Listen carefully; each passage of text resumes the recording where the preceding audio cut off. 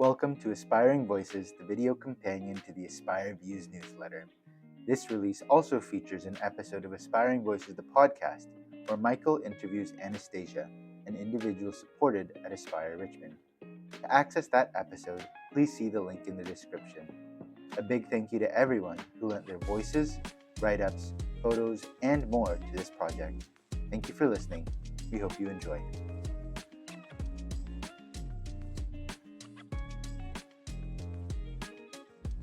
From Annette Delaplace, message from the board chair. There was a kitchen, and in that kitchen there was a table, and around that table sat a group of parents whose dream it was that someday their children with special needs would go to their community school. That dream survived countless hours of work and was kept alive by their determination and belief in their children, their children's abilities, their children's right to an education, their children's right to be included.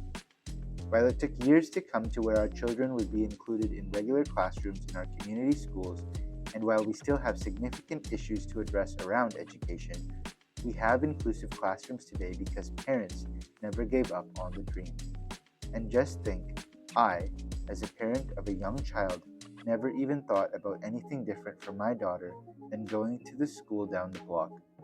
What was once only a dream was our family's reality. While the kitchen table may have been almost replaced by Facebook groups and text messages, and the hopes and dreams now include employment and lives of independence and self-determination, one thing has remained constant: the power of parents.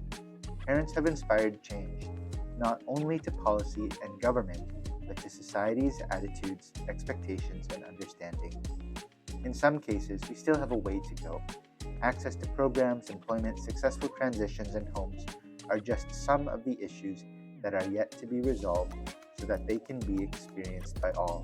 But there are also many successes to acknowledge and celebrate, and we need to think about them from time to time because it reminds us of how far we have come and that we really can, working together, make change.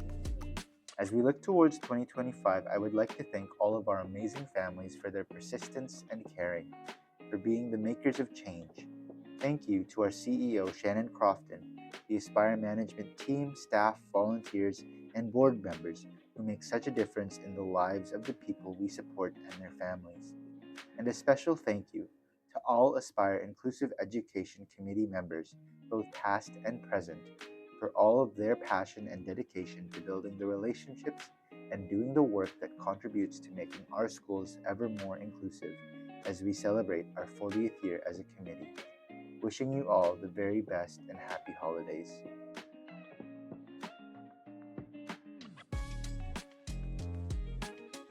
From Dorota, Child Care Educator, Aspire's annual blanket drive.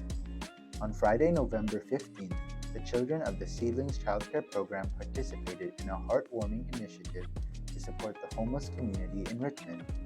As part of Aspire Richmond's blanket drive to support Drive on the Line, the children delivered blankets, hats, and mittens to Brick House Station, a gesture of compassion and care.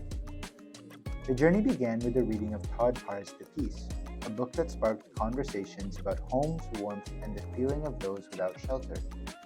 The children empathized deeply with the plight of others.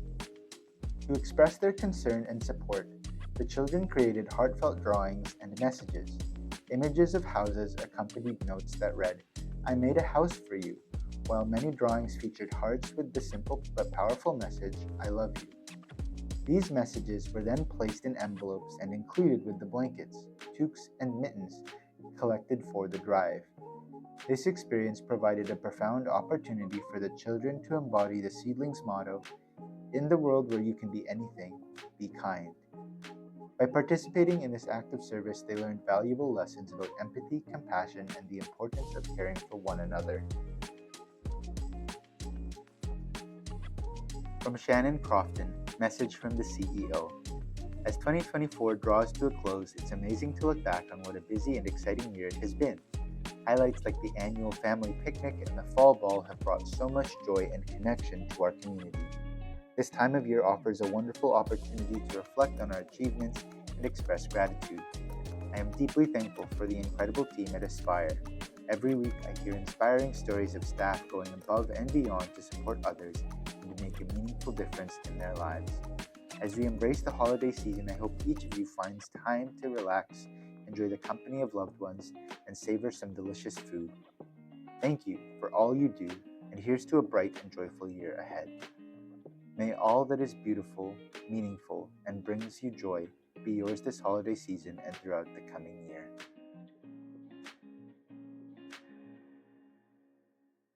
From Carrie McClellan Hack, Director of Children's Services. Winter Wonderland. Aspire Children's Services Programs recently hosted the annual Children's Holiday Party at Seedling's Early Childhood Development Hub. The hub was transformed into a festive wonderland. This event is a highlight for many children and families that access and attend Aspire's children's programs. This year, we welcomed nearly 300 people who enjoyed a memorable time that included photos with Santa, milk and cookies, crafts, and activities. Thank you to the Richmond RCMP Community Policing, who attended with their mascot, to the librarian who shared stories with children, and the staff from the various children's services programs that made the party exceptional. There were many excited children that arrived and grateful families holding family photos and goodie bags as they left.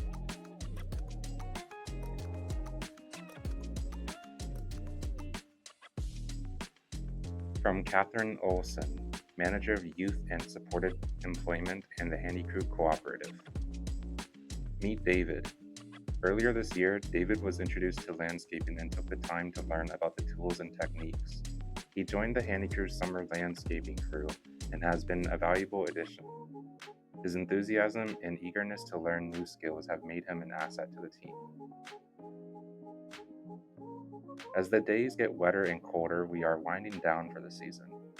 We want to take the moment to thank our customers for their continued support throughout the year. We look forward to getting back to work in the spring. If you would like to request a landscaping quote or discuss any future projects, feel free to contact us at 604-241-4113.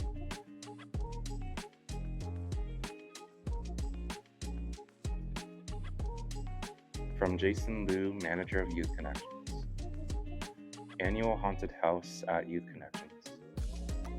Truly one of my favorite times of the year is autumn. I'm not sure if it's because I associate it with falling leaves, spooky nights, or just a chance to fill a pillow sack with candy. Luckily for the staff and me at Youth Connections, the annual YC Haunted House affords us the opportunity to touch on most of those highlights. The theme chosen by one of the youth was cosplay, and they were a big fan of the Five Nights at Freddy's characters. We rounded off the room with a spooky My Little Pony graveyard, a never-ending Mario race, and a little Nightmare Before Christmas. Everyone was so excited to be the scares this year, finding spots to thrill and elicit shouts and screams by those brave enough to walk through. It was such a treat to have visitors from other programs come through and gather as they demonstrated their bravery and laughed together that they made it out in one piece. Some of the greatest moments were when youth would scare their parents as they made their journey through the sections of the space with the look of pure joy and excitement beaming from behind a masked face.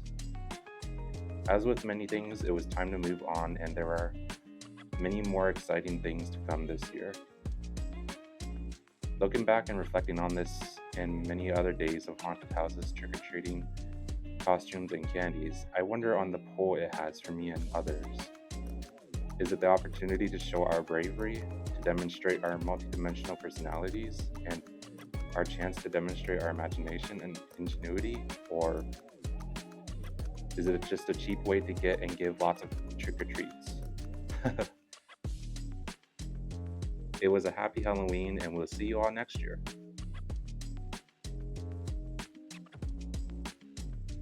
From Lisa Sarai, Manager of Synergy Life Day Program. Staying fit. Every Tuesday morning, a group from Synergy takes part in a ball workout class at City Center Community Center. The group have been consistent in attending for over a month now. It helps to develop balance, increase flexibility, and they can stretch their muscles. Gabby says that she loves this workout because it's a fun way to get exercise.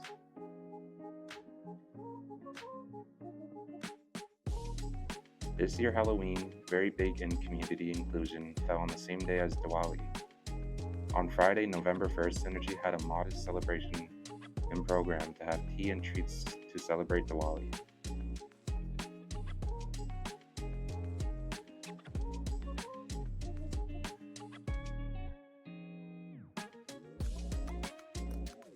Aspire Richmond and the Dinjal family present Drive for Ability Scholarship Program. Applications accepted from October 1st, 2024 to February 1st, 2025, with the recipient winners announced in April 2025. Sergi and Pardeep Dinjal have been raising funds for Aspire Richmond for over 14 years. What started out as a car rally has evolved into an annual fundraising campaign and now a scholarship program supporting individuals from Aspire Richmond. These scholarships can be used for post-secondary schools, speech assessments, and/or other needs that you may need help with. Visit the Aspire Richmond website for more details. Scholarship criteria: resident of Richmond, BC, Canadian citizen and/or permanent resident, receive services from Aspire Richmond, age 5+, no GPA standing is required. Submit proof of paid registration in their first or subsequent years at a recognized post-secondary institution in a trade, technical, vocational, or academic program in Canada. For children under 17, proof of registration and/or letter from a speech pathologist, occupational therapist, or other programs listing number of hours per week. Include references or a letter of appreciation to the people who have helped you prepare and have encouraged your post-secondary education future, where applicable.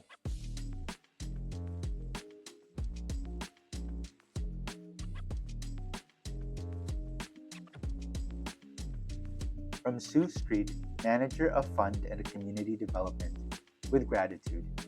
This is the season of giving and gratitude, and Aspire would like to extend thanks to two very community-minded companies and individuals. Hugh Living Furniture's owner Rob Robertson hosted an amazing holiday party on November 29th for his friend and colleagues. About 165 guests attended. The proceeds from the silent auction were gifted to Aspire Richmond in honor of Rob's sister Sue, who lives in an Aspire Richmond supported living home and attends one of Aspire's day programs. Thank you, Rob, and all your friends and staff who raised $15,362 on our behalf. Thanks also go to Open Road Auto Group, who, through fundraising efforts at their local dealerships, raised $20,230 for Aspire. It was such an honor to be there and be the recipient of such generosity.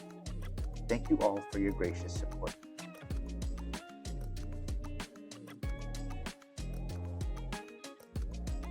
From Matthew Taylor, Outreach Facilitator. Go Canucks Go! This October, Michael, Patricia, and Braden from the Outreach program received tickets to watch the Vancouver Canucks, who have played games against the Carolina Hurricanes and the New Jersey Devils. For Patricia, this was just her second Canucks game she'd ever been to. She was very excited to watch the game with Michael, who is a big hockey fan. For Braden, the game against the Carolina Hurricanes happened to fall on his birthday. Between Braden's birthday and the Vancouver Canucks holding their annual Diwali night, there were lots of celebrations to go around at Rogers Arena. Matt and Braden also ran into Sandra and Vincent from the Outreach program, who are both proud and hardworking employees of Rogers Arena. We would all like to thank Robert McWhinney for the tickets. We had such a blast at the game, win or lose. Here's what Patricia, Michael, and Braden had to say about their Canucks experience. Patricia: the hockey game was lots of fun, even though they lost, and it was cold. This was the second time I've seen the games in person. The first time I've seen them was last year in October. I'm so glad to experience this with Michael. I'd go again. Michael: the Canucks game was pretty hyped up. Then they unfortunately got destroyed 6-0. But me and Patricia still had a great time together. Thank you to Robert McWhinney for the tickets. We hope more tickets can come down the line. Braden. Matt and I went to the Canucks game, which was really fun. It was even better since it happened to be on my birthday. Unfortunately, the Canucks lost in overtime, but hey, still a really good and fun experience.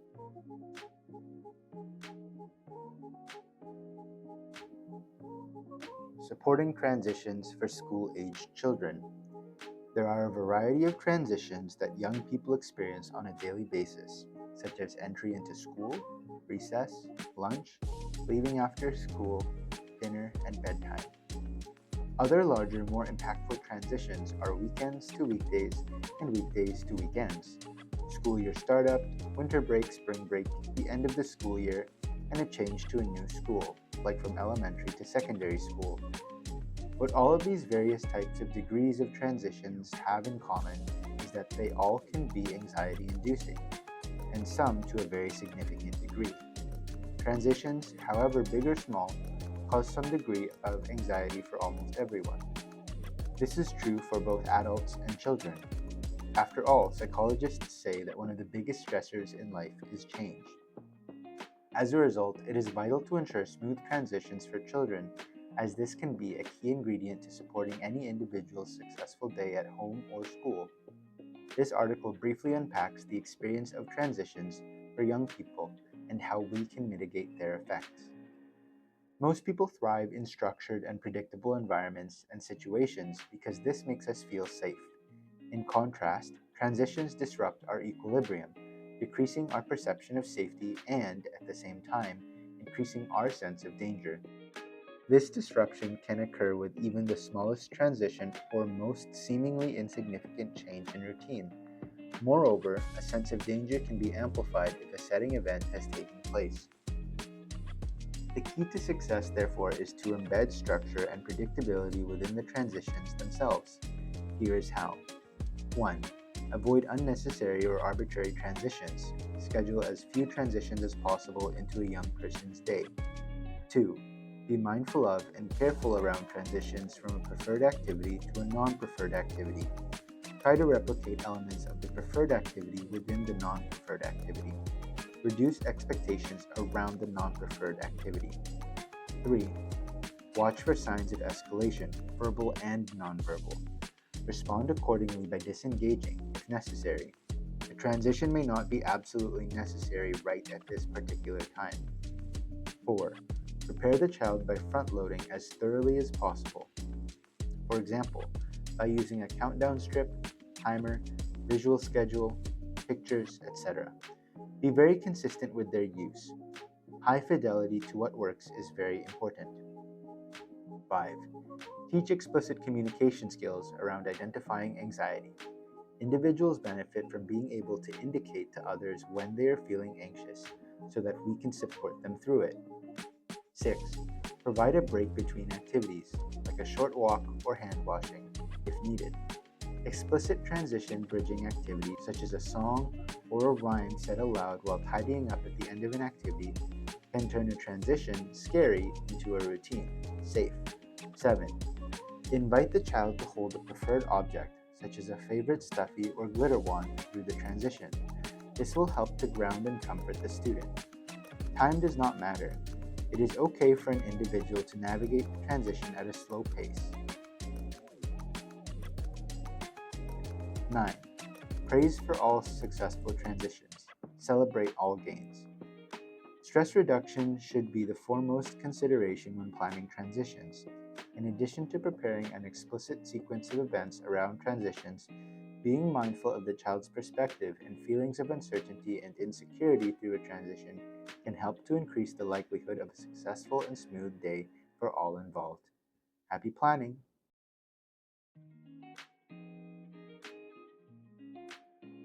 From Violetta Okuyeka Reduc, Manager of Quantum Life Day Program, A Night to Remember. The Snowball Holiday Party at Aspire Richmond had nearly 100 participants and 40 staff members making magic happen. This year's celebration was bigger, brighter, and more festive than ever. Dressed to impress, attendees hit the dance floor with joy. Individuals loved getting dolled up and grooving with their friends. All the attendees were delighted to receive holiday gift bags. Of course, the evening wouldn't have been complete without a surprise visit from Santa himself. Now the countdown begins. See you on the dance floor next year.